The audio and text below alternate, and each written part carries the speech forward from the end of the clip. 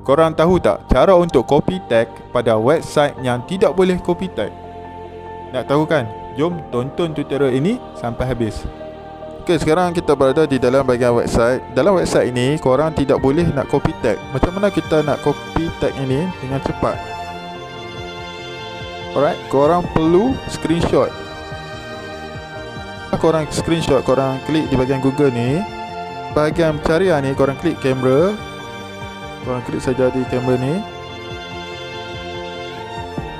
Setelah korang klik kamera, korang lihat di bahagian screenshot. Kemudian korang pilih website yang mana korang nak copy. Kemudian korang klik di bahagian tag ni. Setelah itu korang klik di bahagian select all. Tunggu sebentar untuk keputusannya. Kemudian korang klik saja copy tag. Setelah korang klik di bahagian copy tag, korang boleh post di platform-platform media sosial.